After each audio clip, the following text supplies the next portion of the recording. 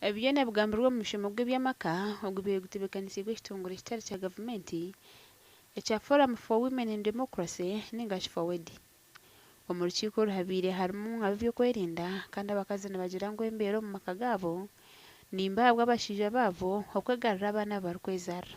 Abakazi bizwire omuri ejensi oku bariyo nibaronda abashaija mazima okashanga norigira omwana wawe wozire mazima ngo obyamye nawe. RDC wa Sheema Muhindo mwine enshonga ejagyesera kagwe kandi yasaba abashaija okwegarukamu. Konka ekya defilement kureba ngo omushaija yahamba omwana muto nkishangire Sheema.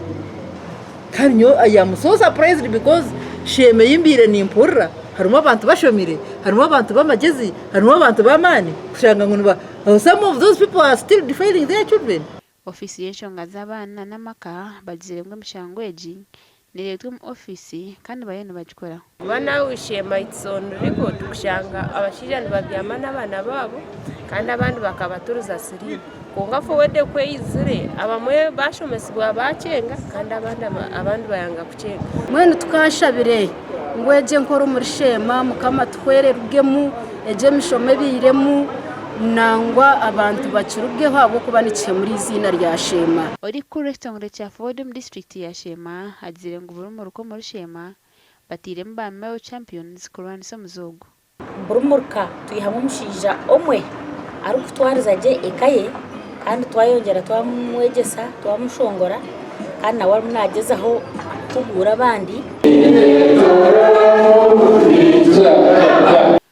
Omugandi abebembezi ba district egi abanamwe b'ebyobwegyese ab'enshonga z'amaka abari kurwanira obugabo bw'abaana nibagira ngu buri mushango guri kuhika polisi guborerayo.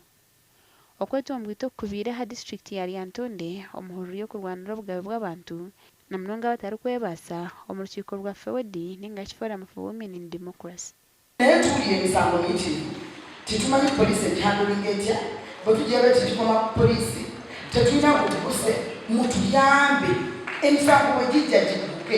Ijana namutwara polisi wanja mu your fighting for corruption namutwara polisi n'ijana osi obanu bamwita n'izina nyimanya bajya tuwatunesha yijana mugenzo twazo meeting twashitama bahereza umushinjo ku 1 month. Emishango muhango erimu obwinazi okutoroboza okinjira enkyuke n'endijo rukwata butabanguko bw'omu maka kandi abana bagira ngu eferire mu mikono ya polisi.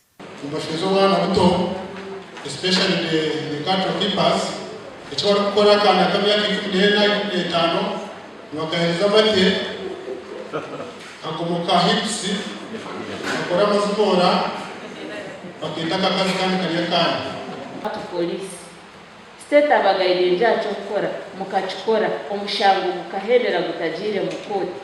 What do you expect police to do?